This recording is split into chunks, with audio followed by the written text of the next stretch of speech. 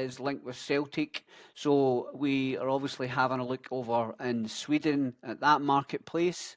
The Japanese left back is also linked with Atalanta and PSG, so we'll see how that one pans out as well. And Matthias Kvistgaarden pops up again. The Danish striker is continuing to be a top target and would likely be a box office signing for Celtic. He finished the season on 23 goals. Let us know what you think about that one. We will need some strength and depth in the striking options. I do see some movement there. What do you think? Another one is David Strelec, again from Slovan Bratislava. Scored 25 goals this season. He was subject to an offer from Celtic in January. His representatives state that there's no really concrete offer, but he does remain a player of interest. What do you think about that one? Another one that's came up is Michel Ange Balikwisha from Royal Antwerp. We've been tracking the winger for months. He's out of contract next year and looks set to move, having confirmed previous contract interest from Celtic. And another one that's out there is Sondre Orjasta from Sarpsborg. We've reportedly had a 4.3 million bid rejected for the winger in January. He is highly rated and would likely command a fee of upwards of 7 million. So these are guys that we're looking at. Okay. What do you think? Let us know what you think about the players that we're bringing in. The Japanese left back is very interesting. We've obviously had success in the market, and that would bode well for new players coming into the club.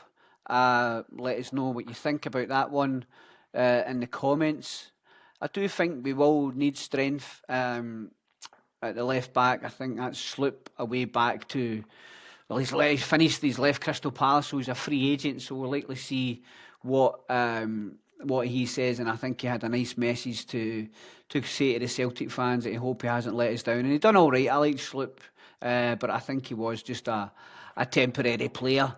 Another kind of news about players going out is Sky Sports are saying that Celtic are looking to get rid of 5 first-team players this summer. First-team players is kind of first-team squad. Palma, Lagerbielke, Welsh, Kwon, Tilio. So don't see much hope for those guys to come back to Celtic. I think Welsh is looking at going to Mechelen full time. He done well. He's come out and said that he's really enjoyed his 6 months, which is good to see. Young Scottish guy, hopefully does well. The Belgian market has done all right for Scottish players. I think Jack Hendry went over there as well, so hopefully he does well. Marco Tilio, I think he'll stay in Australia. Kwon done all right in Scotland with St Mirren and Hibs, so he might stay there. Lagerbielke probably will go to Italy. I'm not too sure what's happening with Palma. Olympiacos are not wanting to take up his loan, so I don't see what's happening with that one. Another story I've just wanted to kind of discuss, give you a little bit of humour on a Wednesday night. Rumours over at the Debt Dome, or Ibrox, as I like to call it, is Ancelotti is rumoured to come in for a second interview. Calm down, troops. It's not Carlo, it's David, his son. So we'll see how that one goes. And he's apparently looking to take Luka Modric with him, and Luka's not said no. So we'll see how that goes. Modric in the Old Firm derby. We'll see how that goes. But I doubt it. I'm not really interested in them. But I thought I'd pop that in just for a little bit of humour on a Wednesday night as well.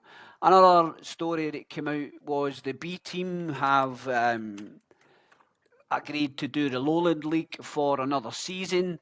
We're going to be covering the B team in a little bit more detail, but what do you think? Do you think it's helped them? Do you think it's benefited the younger players with the kind of lack of the young guys coming through? doesn't look like it. Doesn't look as if it's yielding much results.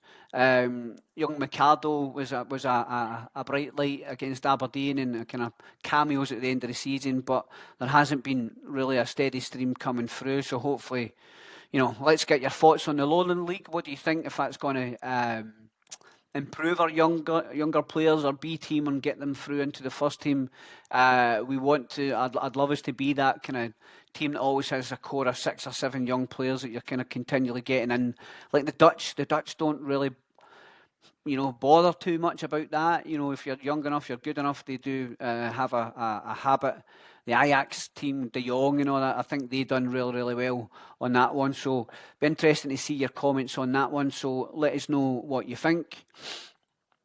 Also, Bromby have come out and confirmed that no bids have been received from Kvistgaarden.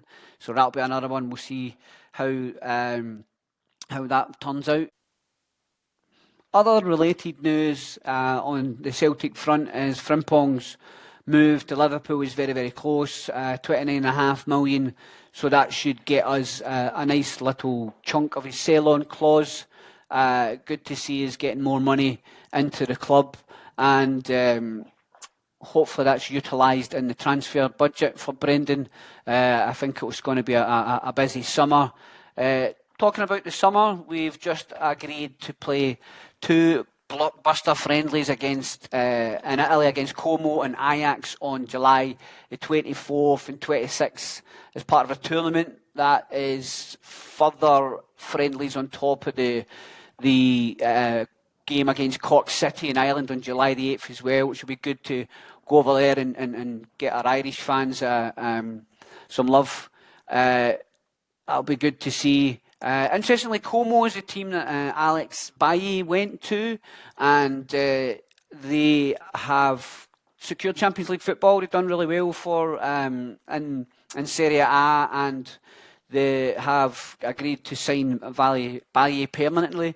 I liked him. I thought he was a decent player. He was a good option. I think Brendan liked him, but I'm not too sure if he wanted to go to Como, and that's why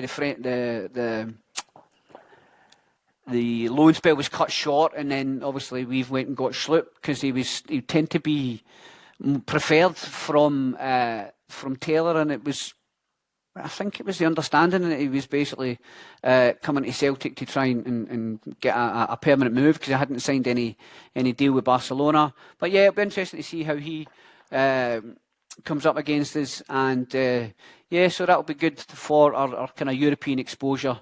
Good to see the club doing things for fans all over Europe. We know we are a global club, and it's good to see us giving back to the teams and the areas that we don't really go to that often. So thanks very much for your time. Thanks for tuning in. Please like and subscribe the video. We'd love to grow the channel, and stay tuned. We have an exciting news coming up that will help us grow the channel and give something back to those guys that are subscribing to us just now. Thank you very much, and I'll catch you in the next one.